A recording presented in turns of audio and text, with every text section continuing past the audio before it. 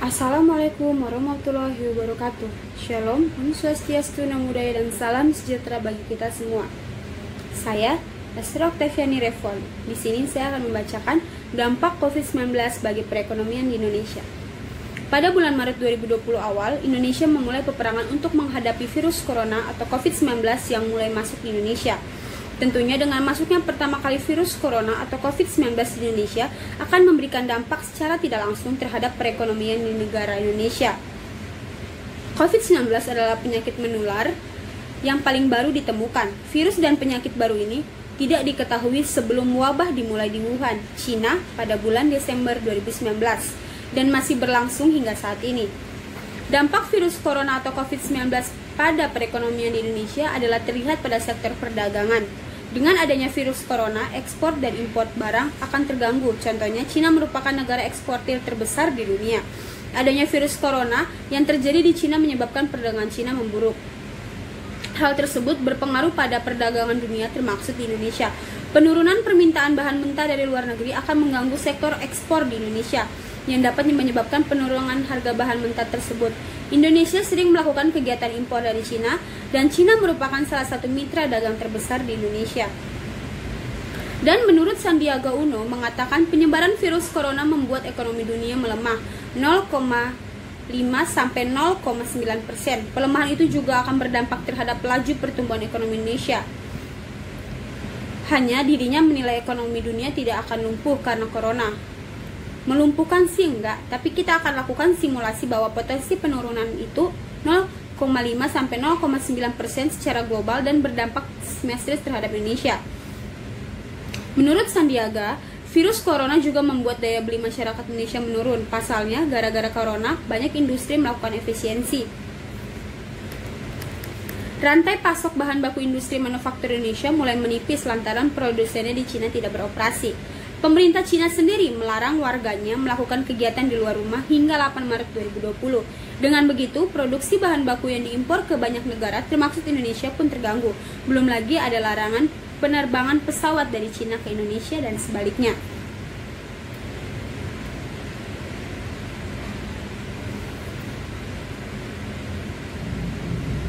Dengan minimnya bahan baku, banyak perusahaan yang melakukan efisiensi melalui pemutusan hubungan kerja atau PHK.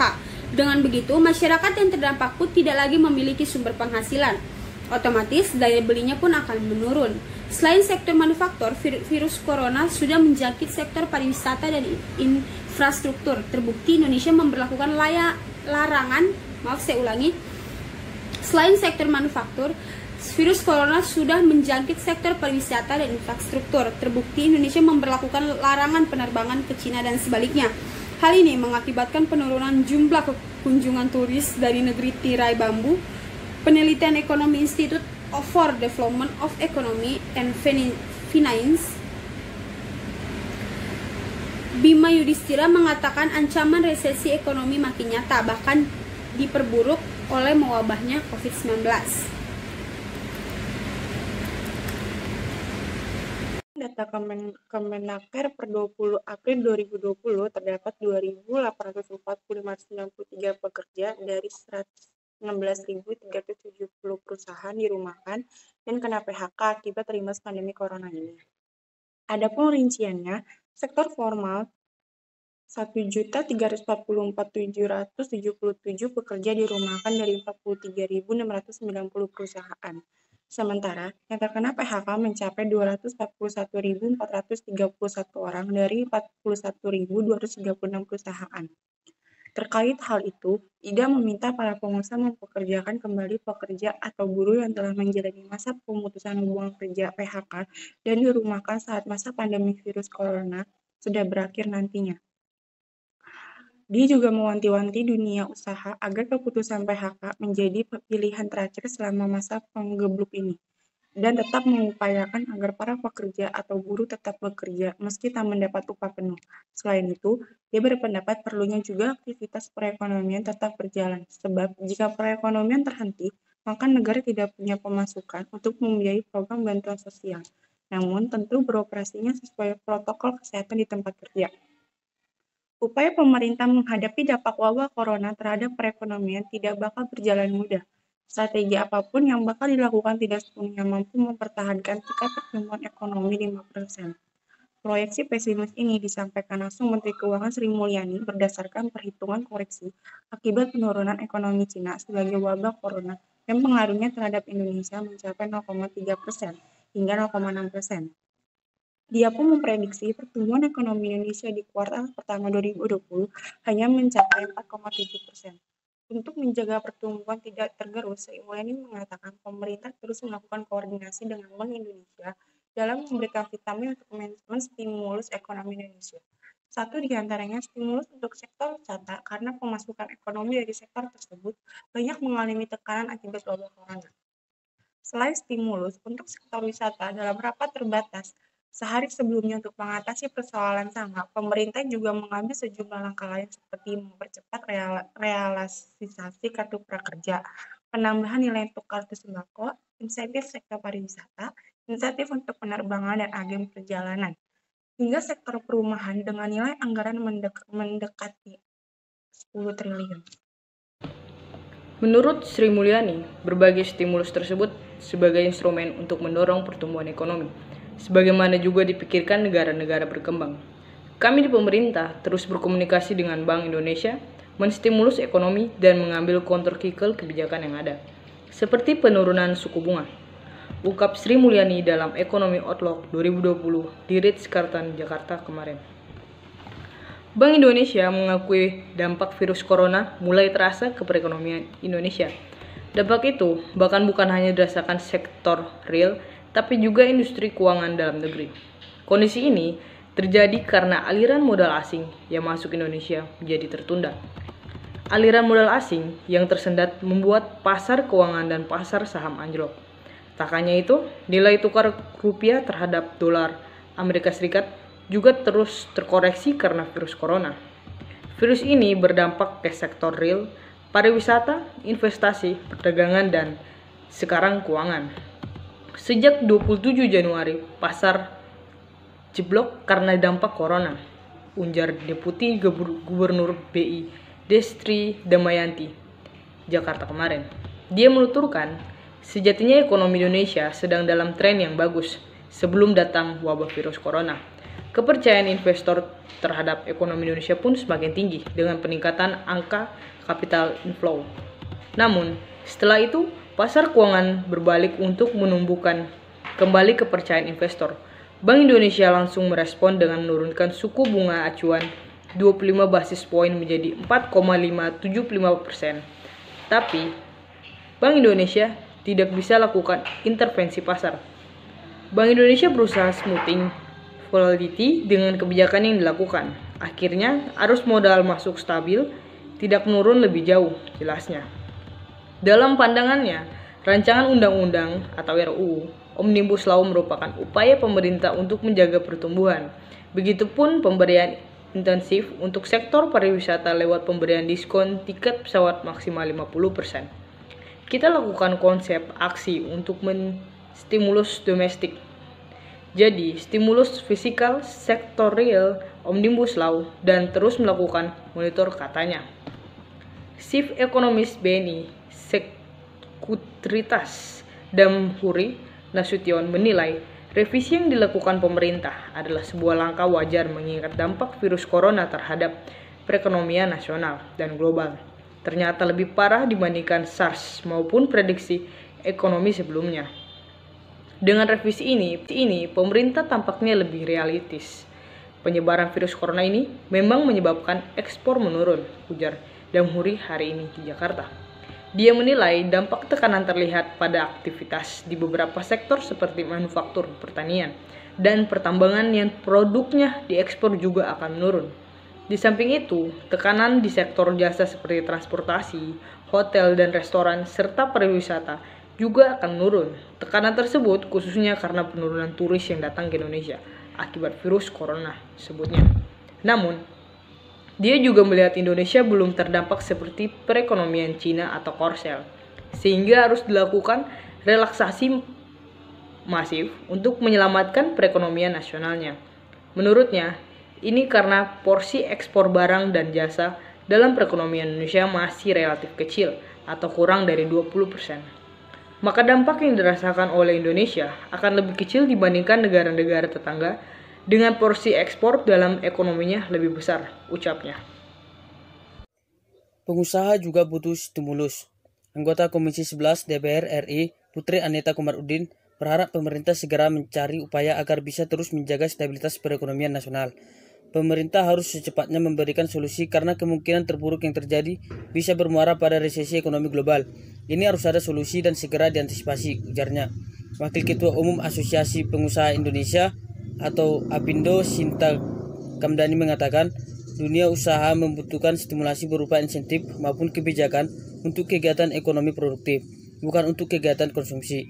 Insentif yang diberikan harus bisa memacu pengadaan barang input produksi untuk industri agar produksi bisa berjalan normal sehingga perusahaan tidak perlu tutup atau menghentikan produksi. Kondisi kita sekarang sedang terancam, tidak bisa produksi karena gangguan supply chain. Kalau stimulasi justru diberikan pada konsumsi, khususnya konsumsi pada output produk dari industri-industri tersebut, justru akan menjadi masalah kelangkaan barang di pasar yang bisa menciptakan kenaikan harga konsumen dan mengganggu kontrol, ungkapnya di Jakarta kemarin. Menurut dia, dalam jangka pendek, solusi paling efektif untuk mengatasi masalah adalah membuka keran impor selebar-lebarnya untuk input produksi industri-industri tersebut selama supply chain global belum normal. Namun solusi ini memiliki resiko terhadap pelebaran defisit neraca perdagangan.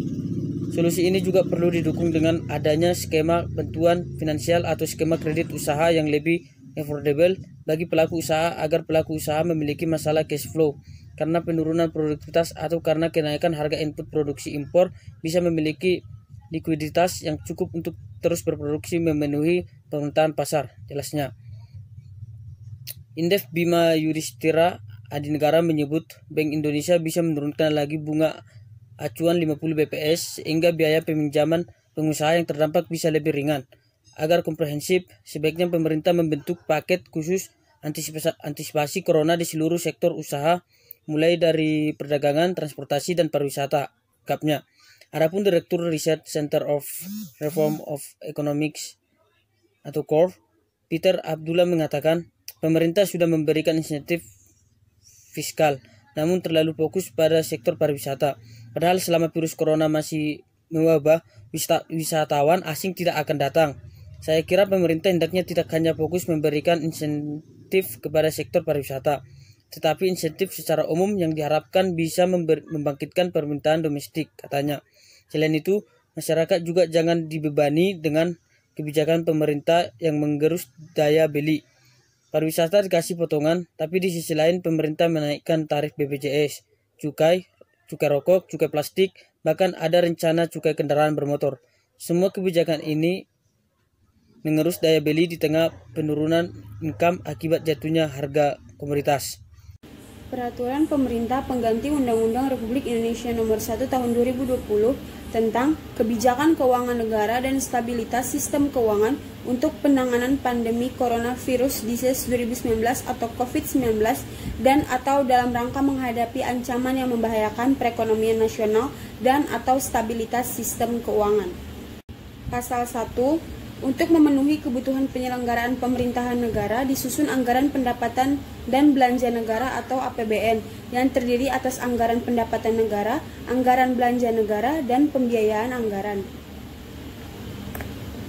2. Untuk melaksanakan anggaran pendapatan dan belanja negara atau APBN sebagaimana dimaksud pada ayat 1 telah ditetapkan Undang-Undang Nomor 20 Tahun 2019 tentang anggaran pendapatan dan belanja negara tahun anggaran 2020.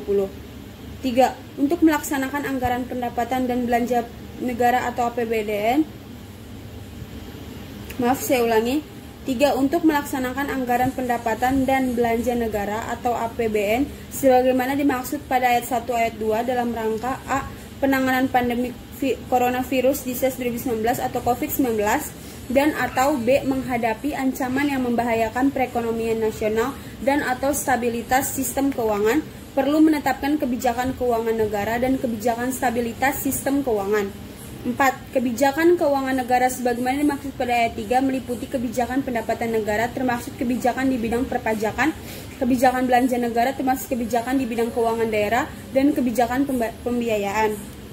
5. Kebijakan stabilitas sistem keuangan sebagaimana dimaksud pada ayat 3 meliputi kebijakan untuk penanganan permasalahan lembaga keuangan yang membahayakan perekonomian nasional dan atau stabilitas sistem keuangan. Pasal 2, 1. Dalam rangka pelaksanaan kebijakan keuangan negara sebagaimana dimaksud dalam pasal 1 ayat 4, pemerintah berwenang untuk A. Menetapkan batasan defisit anggaran dengan ketentuan sebagai berikut. 1. Melampaui 3% dari produk domestik bruto atau PDB selama masa penanganan coronavirus disease 2019 atau COVID-19 dan atau untuk menghadapi ancaman yang membahayakan perekonomian nasional dan atau stabilitas sistem keuangan paling lama sampai dengan berakhirnya tahun anggaran 2022. 2. Sejak tahun anggaran 2023, besaran defisit akan kembali menjadi paling tinggi sebesar 3% dari produk domestik bruto atau PDB. Dan 3. Penyesuaian besaran defisit sebagaimana dimaksud pada angka 1 menjadi sebagian dimaksud pada angka 2 dilakukan secara bertahap. B. Melakukan penyesuaian besaran belanja wajib atau mandatory spending sebagaimana diatur dalam ketentuan peraturan perundang-undangan terkait. 3. C. Melakukan pergeseran anggaran antar unit, organisasi, antar fungsi dan atau antar program. D. Melakukan tindakan yang berakibat pengeluaran atas beban anggaran pendapatan dan belanja negara atau APBN yang anggaran untuk membiayai pengeluaran tersebut belum tersedia atau tidak cukup tersedia, serta menentukan proses dan metode pengadaan barang atau jasa. E. Menggunakan anggaran yang bersumber dari 1. Sisa anggaran lebih atau SAL. 2. Dana abadi dan akumulasi dana abadi pendidikan. 3. Dana yang dikuasai negara dengan kriteria tertentu. 4. Dana yang dikelola oleh badan layanan umum dan atau 5. Dana yang berasal dari pengurangan penyertaan modal negara pada badan usaha milik negara atau BUMN. F. Menerbitkan surat utang negara dan atau surat berharga syariah negara dengan tujuan tertentu khususnya dalam rangka pandemi coronavirus disease 2019 atau COVID-19 untuk dapat dibeli oleh Bank Indonesia, badan usaha milik negara atau BUMN, investor korporasi dan atau investor retail. G. Menetapkan sumber-sumber pembiayaan anggaran yang berasal dari dalam atau dari luar negeri. H. Memberikan pinjaman kepada lembaga penjamin simpanan. I. Melakukan pengutamaan penggunaan alokasi anggaran untuk kegiatan tertentu atau refocusing, penyesuaian alokasi dan atau pemotongan atau penundaan penyaluran anggaran transfer ke daerah dan dana desa dengan kriteria tertentu. J. Memberikan hibah kepada pemerintah daerah dan atau K. Melakukan penyederhanaan mekanisme dan simplifikasi dokumen di bidang keuangan negara. 2. Ketentuan lebih lanjut mengenai kebijakan keuangan negara sebagaimana dimaksud pada ayat 1 diatur dengan peraturan Menteri Keuangan. Pasal 3. 1. Dalam rangka pelaksanaan kebijakan di bidang keuangan daerah sebagaimana dimaksud dalam pasal 1 ayat 4, pemerintah daerah diberikan kewenangan untuk melakukan pengutamaan penggunaan alokasi anggaran untuk kegiatan tertentu, perubahan alokasi dan penggunaan anggaran pendapatan dan belanja daerah. 2. Ketentuan mengenai pengutamaan penggunaan alokasi anggaran untuk kegiatan tertentu, perubahan alokasi dan penggunaan anggaran pendapatan dan belanja daerah sebagaimana dimaksud pada ayat 1 diatur dengan peraturan Menteri Dalam Negeri. Pasal 4. 1. Kebijakan di bidang perpajakan sebagaimana dimaksud pada ayat 1 meliputi A. Penyesuaian tarif pajak hak penghasilan wajib pajak dan badan dalam negeri dan bentuk usaha tetap. B. Perlakuan perpajakan dalam kegiatan perdagangan melalui sistem elektronik atau PMSE. C. Perpanjangan waktu pelaksanaan hak dan pemenuhan kewajiban perpajakan.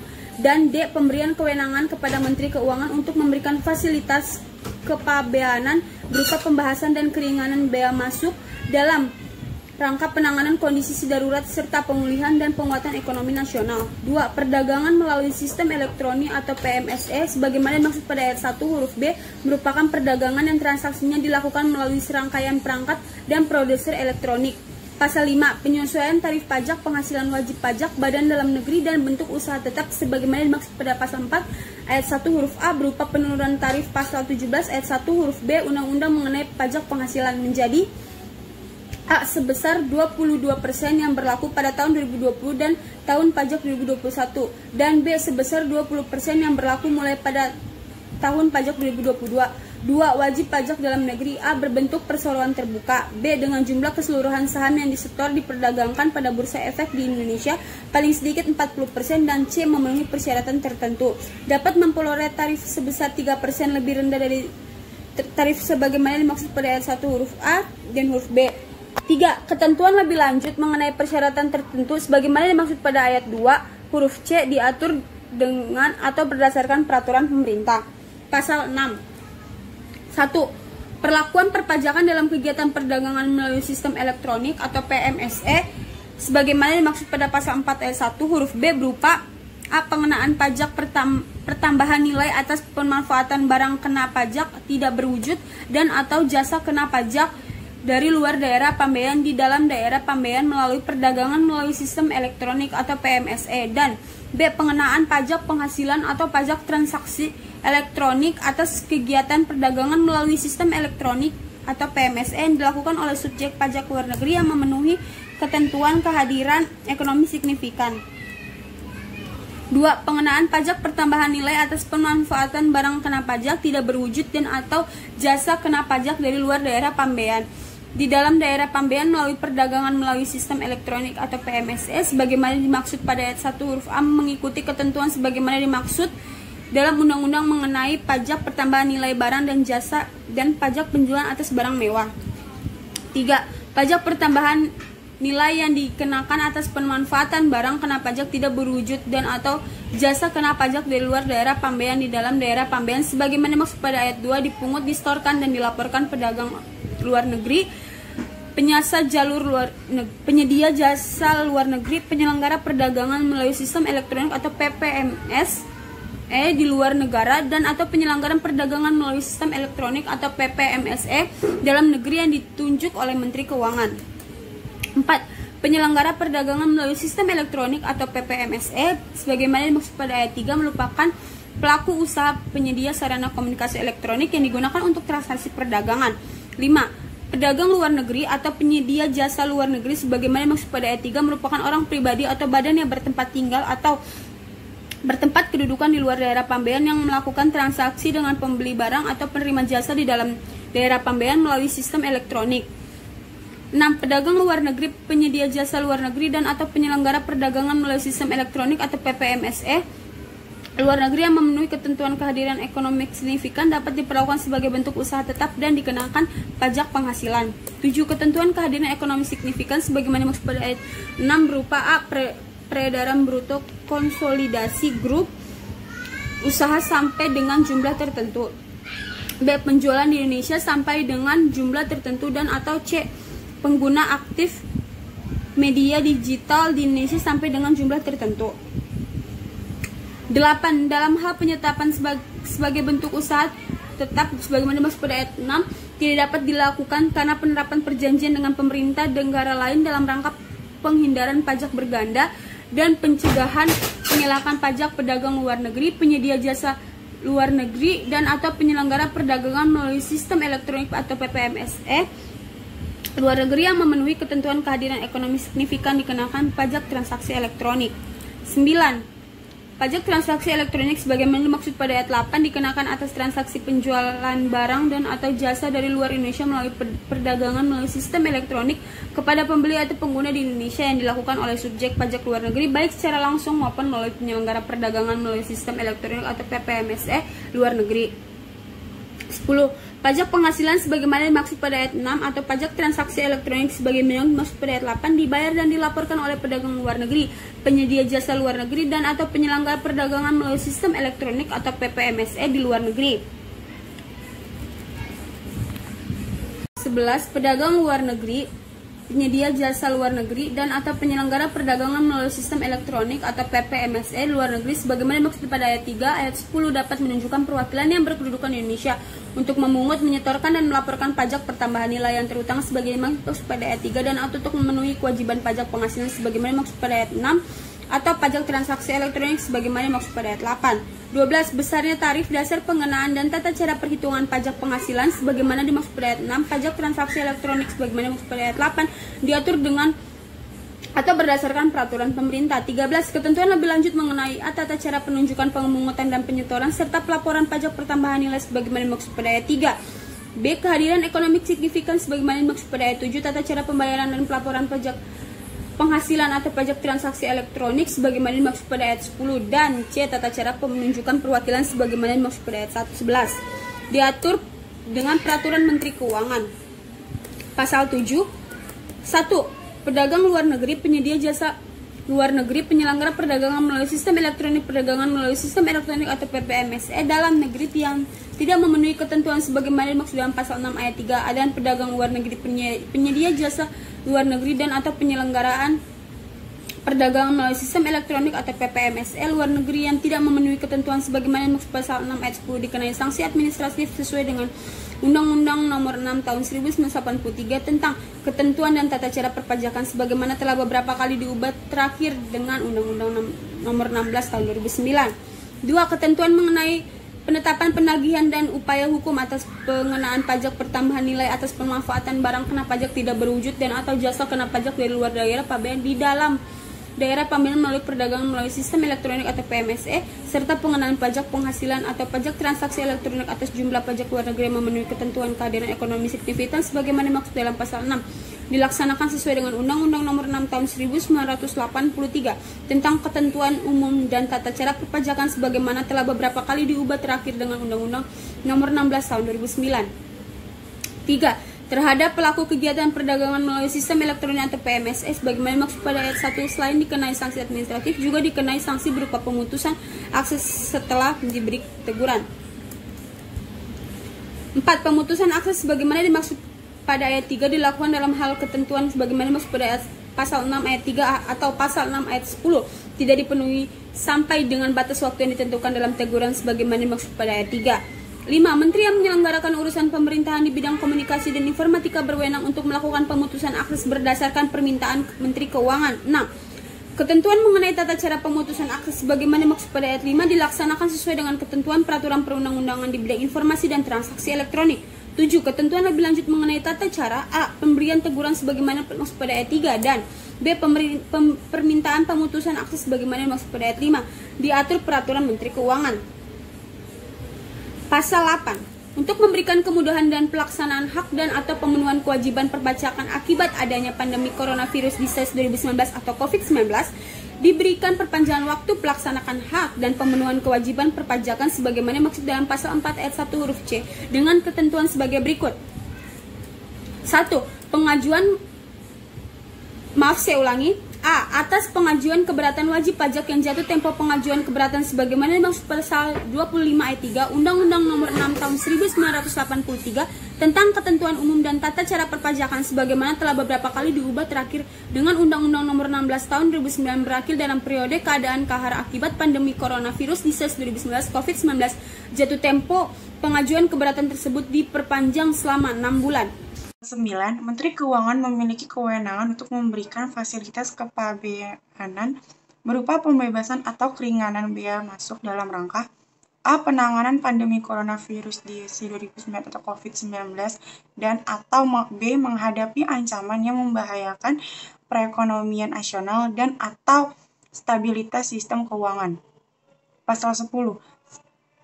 1. Perubahan atas barang impor yang diberikan pembebasan bea masuk berdasarkan tujuan pemakaian sebagaimana dimaksud dalam pasal 25 ayat 1 Undang-Undang Nomor 10 Tahun 1995 tentang kepabeanan sebagaimana telah diubah dengan Undang-Undang Nomor 17 Tahun 2006 tentang perubahan atas Undang-Undang Nomor 10 Tahun 1995 diatur dengan Perundangan Peraturan Menteri Keuangan.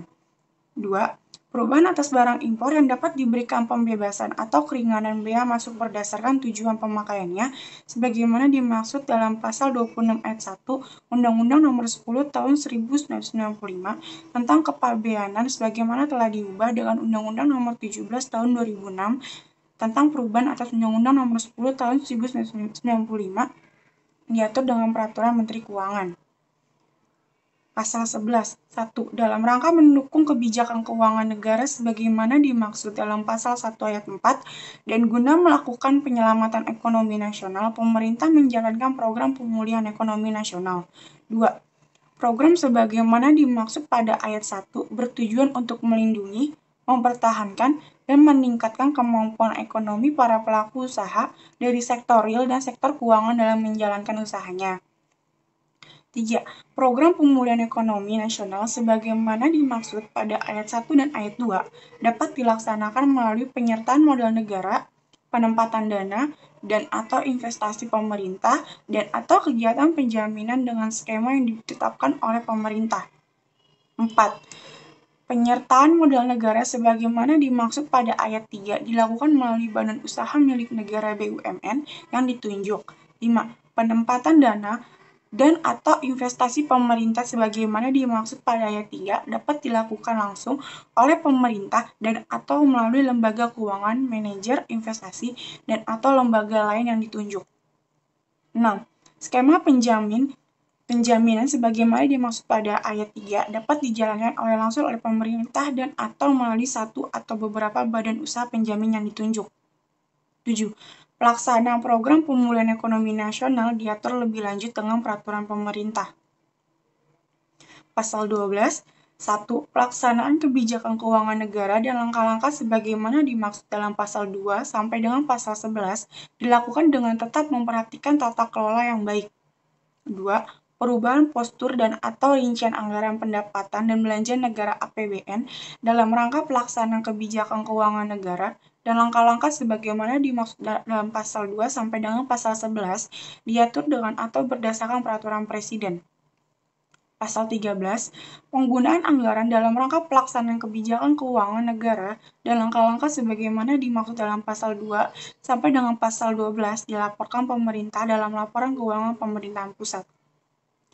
Pasal 14, dalam rangka menjaga stabilitas sistem keuangan di tengah-tengah kondisi terjadinya pandemi coronavirus disease 2019 COVID-19 dan atau untuk menghadapi ancaman krisis ekonomi dan atau stabilitas sistem keuangan, perlu menetapkan kebijakan stabilitas sistem keuangan sebagaimana dimaksud dalam pasal 1 ayat 5.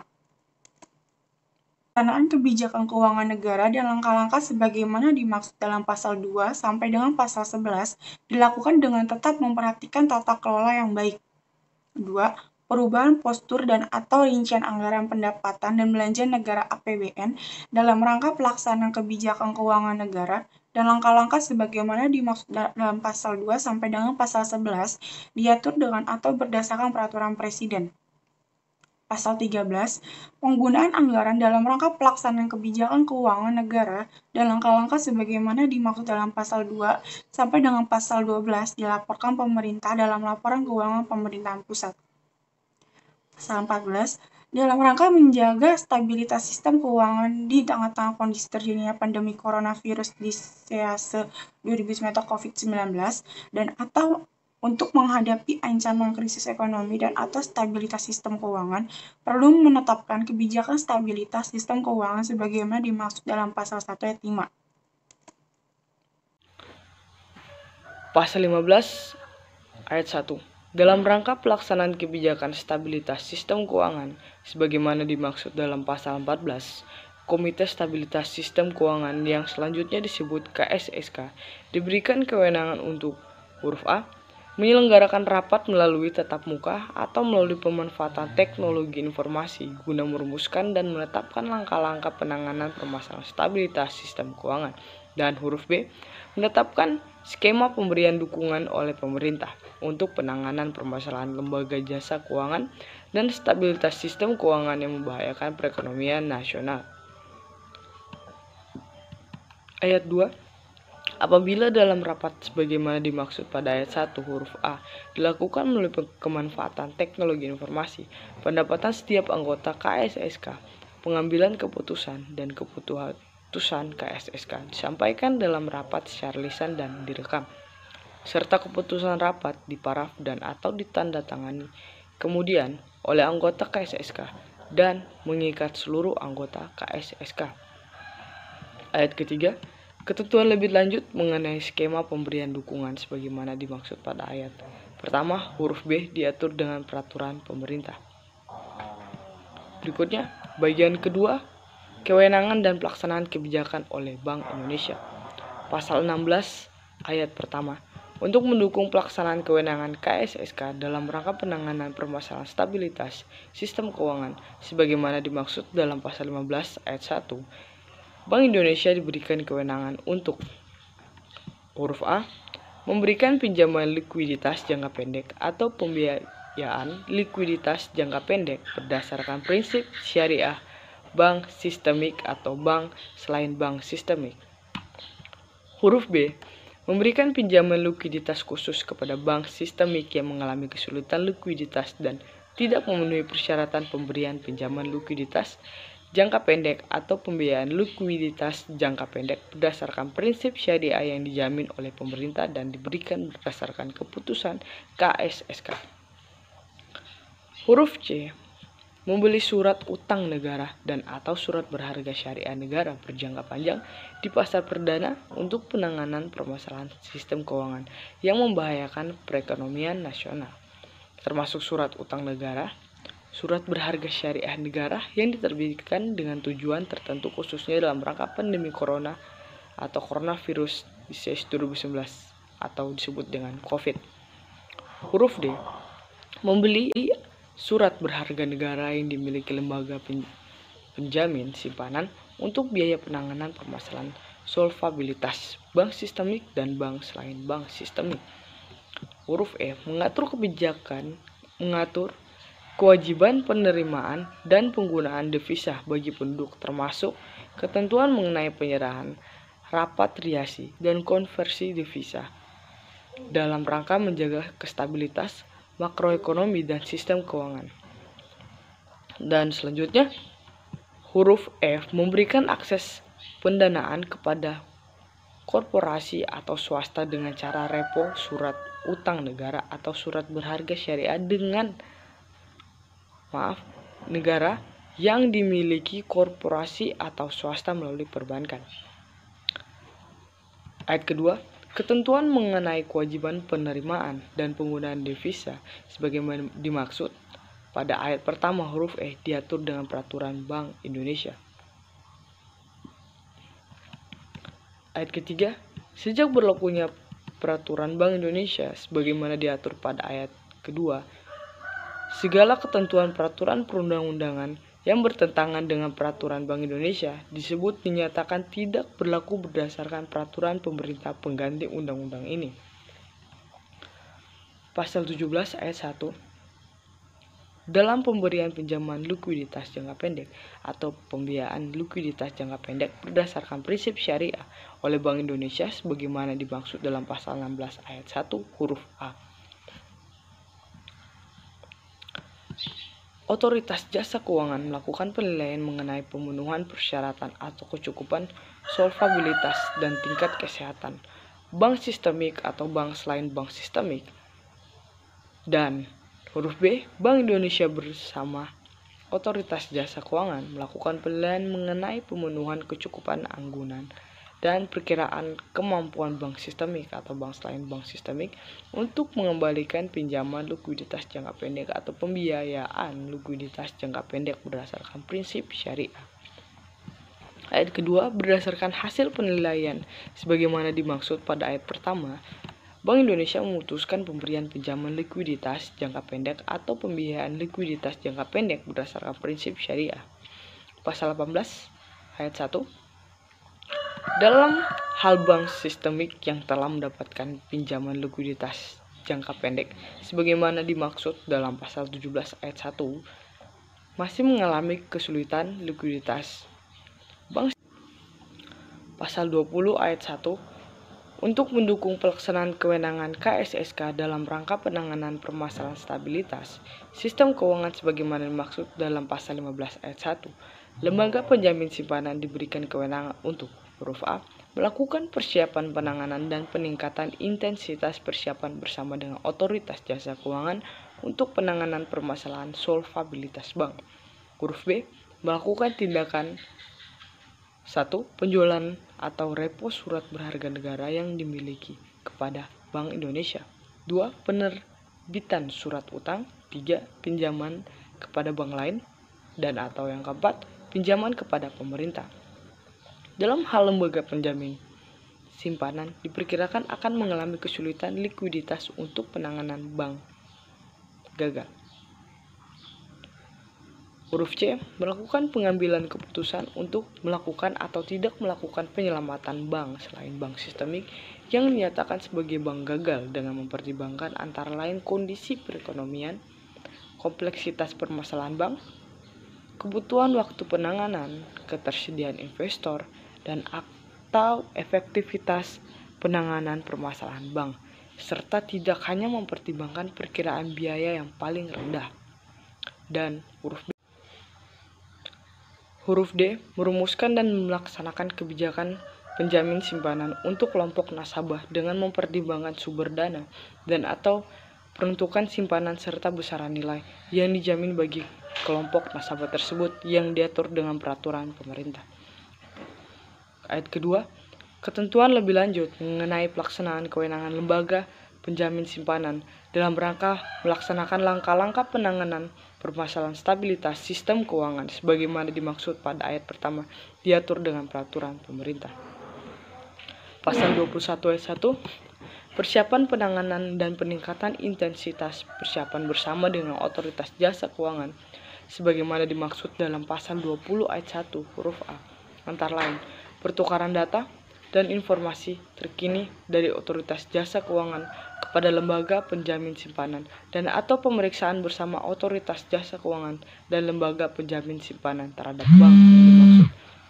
Ayat yang kedua, persiapan penanganan sebagaimana dimaksud pada ayat pertama dilakukan pada saat bank ditetapkan sebagai bank dalam pengawasan intensif dan peningkatan intensitas persiapan dilakukan pada saat bank ditetapkan sebagai bank dan dalam pengawasan khusus. Pasal 22 ayat 1, untuk mencegah krisis sistem keuangan yang membahayakan perekonomian nasional, pemerintah dapat menyelenggarakan program penjamin di luar program penjamin simpanan sebagaimana yang diatur dalam undang-undang mengenai lembaga penjamin simpanan.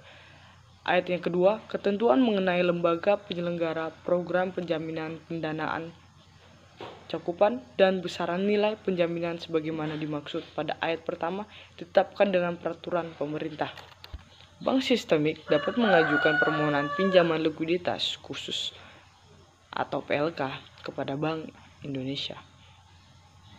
Ayat kedua, terhadap permohonan bank sistemik sebagaimana dimaksud pada ayat pertama, Bank Indonesia berkoordinasi dengan otoritas jasa keuangan meminta penyelenggaraan rapat KSSK. Ayat ketiga, dalam rangka sebagaimana dimaksud pada ayat kedua, KSSK membahas dan memutuskan pemberian pinjaman likuiditas khusus atau PLK dengan mempertimbangkan A. Penilaian oleh otoritas jasa keuangan yang berisi paling kurang informasi kondisi keuangan terkini bank sistemik yang bersangkutan. Dan huruf B, rekomendasi Bank Indonesia dengan memperhatikan hasil penilaian yang dilakukan oleh otoritas jasa keuangan sebagaimana dimaksud pada huruf A. Ayat keempat, ketentuan lebih lanjut mengenai skema dan mekanisme pemberian pinjaman likuiditas khusus atau PLK diatur bersama antara Menteri Keuangan dan Gubernur Bank Indonesia. Pasal 19, Bank Indonesia dapat membeli surat utang negara dan atau surat berharga syariah negara berjangka panjang sebagaimana dimaksud dalam pasal 16 ayat 1 huruf C di pasar perdana yang diperuntukkan sebagai sumber pendanaan bagi pemerintah.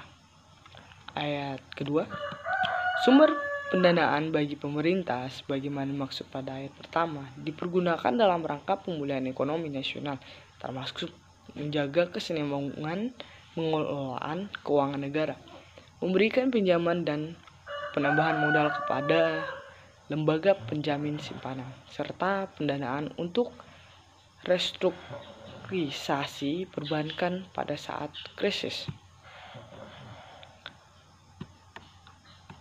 Ayat yang ketiga, ketentuan lebih lanjut mengenai skema dan mekanisme pembelian surat utang negara atau surat berharga syariah negara di pasar perdana pada saat. Ayat ketiga, ketentuan lebih lanjut mengenai skema dan mekanisme pembelian surat utang negara dan atau surat berharga syariah negara Di pasar perdana pada ayat pertama diatur bersama Menteri Keuangan dan Gubernur Bank Indonesia dengan mempertimbangkan huruf A, kondisi pasar surat utang negara dan atau surat berharga syariah negara. Huruf B, pengaruh terhadap inflasi. Huruf C, jenis surat utang. Bagian keempat, kewenangan dan pelaksanaan kebijakan oleh Otoritas Jasa Keuangan. Pasal 23 ayat 1, untuk mendukung pelaksanaan kewenangan KSSK dalam rangka penanganan permasalahan stabilitas sistem keuangan sebagaimana dimaksud dalam pasal 15 ayat 1, Otoritas Jasa Keuangan diberikan kewenangan untuk A. memberikan perintah tertulis kepada lembaga jasa keuangan untuk melakukan penggabungan, peleburan, pengambil alihan, integrasi, dan atau konversi. B. menetapkan pengecualian bagi pihak tertentu dari kewajiban melakukan prinsip keterbukaan di bidang pasar modal dalam rangka pencegahan dan penanganan krisis sistem keuangan. Dan C. menetapkan ketentuan mengenai pemanfaatan teknologi informasi dalam penyelenggaraan rapat umum pemegang saham atau rapat lain yang berdasarkan ketentuan peraturan perundang-undangan wajib dilakukan oleh pelaku industri jasa keuangan. Ayat 2. Ketentuan lebih lanjut mengenai pelaksanaan kewenangan Otoritas Jasa Keuangan dalam rangka melaksanakan kebijakan stabilitas sistem keuangan sebagaimana dimaksud pada ayat 1 diatur dengan peraturan Otoritas Jasa Keuangan. Bagian kelima, kewenangan dan pelaksanaan kebijakan oleh pemerintah. Pasal 24 ayat 1, untuk mendukung pelaksanaan kewenangan KSSK dalam rangka penanganan permasalahan stabilitas sistem keuangan sebagaimana dimaksud dalam pasal 15 ayat 1, pemerintah diberikan kewenangan untuk memberikan pinjaman kepada lembaga penjamin simpanan. Ayat 2, ketentuan mengenai persyaratan dan tata cara pemberian pinjaman oleh pemerintah kepada lembaga penjamin simpanan sebagaimana dimaksud pada ayat 1 diatur dengan peraturan Menteri Keuangan. Pasal 25, pemberian pinjaman oleh pemerintah kepada lembaga penjamin simpanan sebagaimana dimaksud dalam pasal 24 dilakukan dalam hal lembaga penjamin simpanan mengalami kesulitan likuiditas yang membahayakan perekonomian dan sistem keuangan sebagai dampak pandemi coronavirus atau COVID-19. Bab 4, ketentuan sanksi. Pasal 26 ayat 1, setiap orang yang dengan sengaja mengabaikan, tidak memenuhi, tidak melaksanakan atau menghambat pelaksanaan kewenangan Otoritas Jasa Keuangan sebagaimana dimaksud dalam pasal 23 ayat 1 huruf A dipidana dengan pidana penjara paling singkat 4 tahun dan pidana denda paling sedikit 10 miliar rupiah atau pidana penjara paling lama 12 tahun dan pidana denda paling banyak 300 miliar rupiah. Ayat 2, apabila pelanggaran sebagaimana dimaksud pada ayat 1 dilakukan oleh korporasi dipidana dengan pidana denda paling sedikit 1 triliun rupiah. Bab 5, ketentuan penutup. Pasal 27 ayat 1, biaya yang telah dikeluarkan pemerintah atau lembaga anggota KSSK dalam rangka pelaksanaan kebijakan pendapatan negara termasuk kebijakan di bidang perpajakan, kebijakan belanja negara termasuk kebijakan di bidang keuangan daerah, kebijakan pembiayaan, kebijakan stabilitas sistem keuangan, dan program pemulihan ekonomi nasional merupakan bagian dari biaya ekonomi untuk penyelamatan perekonomian dari krisis dan bukan merupakan kerugian negara. Ayat 2, anggota KSSK, sekretaris KSSK, anggota sekretariat KSSK, dan pejabat atau pegawai Kementerian Keuangan, Bank Indonesia, Otoritas Jasa Keuangan, serta lembaga penjamin simpanan, dan pejabat lainnya yang berkaitan dengan pelaksanaan peraturan pemerintah pengganti undang-undang ini tidak dapat dituntut baik secara perdata maupun pidana jika dalam melaksanakan tugas didasarkan pada etikat baik dan sesuai dengan ketentuan peraturan perundang-undangan. Ayat 3, segala tindakan termasuk keputusan yang diambil berdasarkan peraturan pemerintah pengganti undang-undang ini bukan merupakan objek gugatan yang dapat diajukan kepada Peradilan Tata Usaha Negara. Pasal 28 ayat 1, pada saat peraturan pemerintah pengganti undang-undang ini mulai berlaku, 1. Ketentuan jangka waktu yang diatur dalam pasal 11 ayat 2, pasal 17B ayat 1, pasal 25 ayat 3, pasal 26 ayat 1, dan pasal 36 ayat 1C Undang-Undang Nomor 6 Tahun 1983 tentang Ketentuan Umum dan Tata Cara Perpajakan atau Lembaran Negara Republik Indonesia tahun 1983 Nomor 49, tambahan Lembaran Negara Republik Indonesia Nomor 3262 sebagaimana telah beberapa kali diubah terakhir dengan Undang-Undang Nomor 16 Tahun 2009 tentang penetapan peraturan pemerintah pengganti Undang-Undang Nomor 5 Tahun 2008 tentang perubahan keempat atas Undang-Undang Nomor 6 Tahun 1983 tentang Ketentuan Umum dan Tata Cara Perpajakan menjadi Undang-Undang Lembaran Negara Republik Indonesia tahun 2009 Nomor 62, tambahan Lembaran Negara Republik Indonesia Nomor 4999. Ayat 2, Pasal 55 ayat 4 Undang-Undang Nomor 23 Tahun 1999 tentang Bank Indonesia Lembaran Negara Republik Indonesia tahun 1999 nomor 66, tambahan Lembaran Negara Republik Indonesia nomor 3843, sebagaimana telah beberapa kali diubah terakhir dengan Undang-Undang nomor 6 tahun 2009 tentang penetapan peraturan pemerintah pengganti Undang-Undang nomor 2 tahun 2008 tentang perubahan kedua atas Undang-Undang nomor 23 tahun 1999 tentang Bank Indonesia menjadi Undang-Undang. Lembaran Negara Republik Indonesia tahun 2009 nomor 7, tambahan Lembaran Negara Republik Indonesia nomor 4962 ayat 3 pasal 12 ayat 3 beserta penjelasannya pasal 15 ayat 5, pasal 22 ayat 3, pasal 23 ayat 1, pasal 27 ayat 3 dan pasal 28 ayat 3 dalam Undang-Undang nomor 17 tahun 2003 tentang Keuangan Negara atau Lembaran Negara Republik Indonesia tahun 2003 nomor 47, tambahan Lembaran Negara Republik Indonesia nomor 4286 ayat 4, pasal 3 ayat 3 Undang-Undang nomor 1 tahun 2004 tentang Pembendaharaan Negara Lembaran Negara Republik Indonesia tahun 2004 nomor 5, tambahan Lembaran Negara Republik Indonesia nomor 4355 ayat 5, pasal 22 ayat 2 dan ayat 3 Undang-Undang nomor 24 tahun 2004 tentang Lembaga Penjamin Simpanan atau Lembaran Negara Republik Indonesia tahun 2004 nomor 96, tambahan Lembaran Negara Republik Indonesia nomor 4420 sebagaimana telah diubah dengan Undang-Undang nomor 7 tahun 2009 tentang penetapan peraturan pemerintah pengganti Undang-Undang nomor 3 tahun 2008 tentang perubahan atas Undang-Undang nomor 24 tahun 2004 tentang Lembaga Penjamin Simpanan menjadi Undang-Undang atau Lembaran Negara Republik Indonesia tahun 2009 nomor 8, tambahan Lembaran Negara Republik Indonesia nomor 493 ayat 6, pasal 27 ayat 1 beserta penjelasannya, pasal 36, pasal 83 dan pasal 107 ayat 2 Undang-Undang nomor 33 tahun 2004 tentang perimbangan keuangan antara pemerintah pusat dan pemerintah daerah atau Lembaran Negara Republik Indonesia tahun 2004 nomor 126, tambahan Lembaran Negara Republik Indonesia nomor 4438 ayat 7, pasal 171 Undang-Undang nomor 36 tahun 2009 tentang Kesehatan atau Lembaran Negara Republik Indonesia tahun 2009 nomor 144, tambahan Lembaran Negara Republik Indonesia nomor 5063 ayat 8, pasal 72 ayat 2 beserta penjelasannya Undang-Undang nomor 6 tahun 2014 tentang Desa atau Lembaran Negara Republik Indonesia tahun 2014 nomor 7, tambahan Lembaran Negara Republik Indonesia nomor 54 dan 5 ayat 9, pasal 316 dan pasal 317 Undang-Undang nomor 23 tahun 2014 tentang Pemerintah Daerah atau Lembaran Negara Republik Indonesia tahun 2014 nomor 244, tambahan Lembaran Negara Republik Indonesia nomor 5587 sebagaimana telah beberapa kali diubah terakhir dengan Undang-Undang nomor 9 tahun 2015 tentang perubahan kedua atas Undang-Undang nomor 23 tahun 2014 tentang Pemerintah Daerah atau Lembaran Negara Republik Indonesia tahun 2015 nomor 58, tambahan Lembaran Negara Republik Indonesia nomor 5679 ayat 10, pasal 177 huruf C angka 2, pasal 180 ayat 6 dan pasal 182 ayat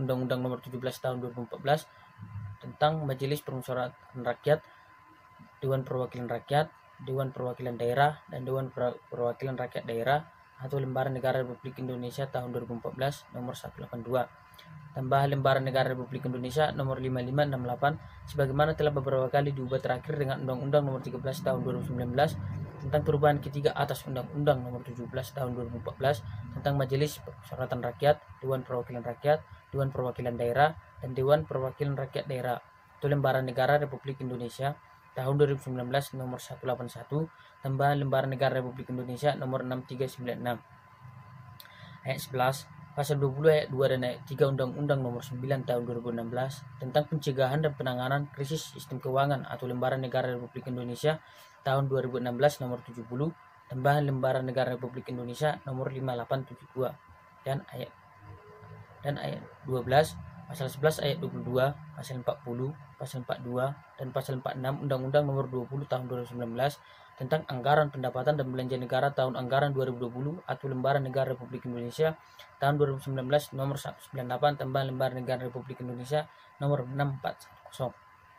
Dinyatakan tidak berlaku sepanjang berkaitan dengan kebijakan keuangan negara untuk penanganan penyebaran coronavirus 2019 atau COVID-19 dan atau dalam rangka menghadapi ancaman yang membahayakan perekonomian nasional dan atau stabilitas sistem keuangan berdasarkan peraturan pemerintah pengganti undang-undang ini. Pasal 29, peraturan pemerintah pengganti undang-undang ini mulai berlaku pada tanggal diundangkan agar setiap orang mengetahuinya. Memerintahkan pengundangan peraturan pemerintah pengganti undang-undang ini dengan penempatannya dalam lembaran negara Republik Indonesia. Ditetapkan di Jakarta pada tanggal 31 Maret 2020, Presiden Republik Indonesia Joko Widodo. Diundangkan di Jakarta pada tanggal 31 Maret 2020, Menteri Hukum dan Hak Asasi Manusia Republik Indonesia Yasona H. Lawli. Lembaran Negara Republik Indonesia tahun 2020 nomor 87.